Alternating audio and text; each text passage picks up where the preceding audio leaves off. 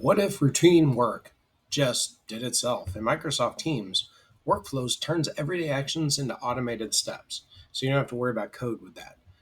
So what we're going to do today is I'm going to show you how to build a practical workflow in Teams using a template or, hey, creating from scratch. So let's take a look. So over here, we're in Teams. And in the left, we're going to slide on down to apps. And inside apps, we see all the different apps. We've seen these before, but at the bottom, we have workflows, right? And so in workflows, we have the ability to see the workflows that are available. And these are the templates, right? So we can schedule a message, schedule a reply to sender, recurring reports. And then if we scroll down, we see others, follow up on a message, get notified when code is pushed to DevOps, if you're into that, notify a channel when code's pushed, things of that sort. So there's a lot of templates and you can see all, right? So it's not just those, there's just the ones at the top. So automate weekly reminders with updates in chat. You click on it, you go through and you can set it up. So let me go back. So we go to apps and then again to workflows, click on it.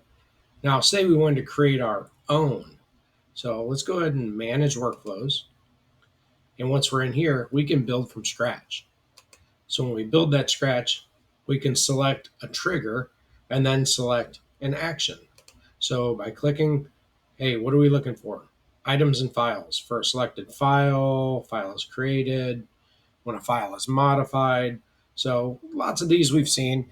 Power Automate, so we kind of know the trigger and the action kind of thing. But if you look down here, you have emoji reactions. So we can actually have an emoji that triggers an action. So when someone reacts in a channel, right? So, and you can say what emoji you want, right? Smiles or, sadness, something like that. You can select that. And then every reaction or the first reaction, I'm just going to say the first, who can trigger it? Everyone. And you say what team do you want it to be part of and what channel, because these are specific to teams and channels. All right, so there we go. So now those are the trigger details. Let's select our actions. So what do we want to do? If we have a happy face, do we want to send a message in that channel? Right? So maybe we want to give praise. Whenever somebody puts this out there, funny thing, we want to praise them. So again, in the same demo and channel, we can have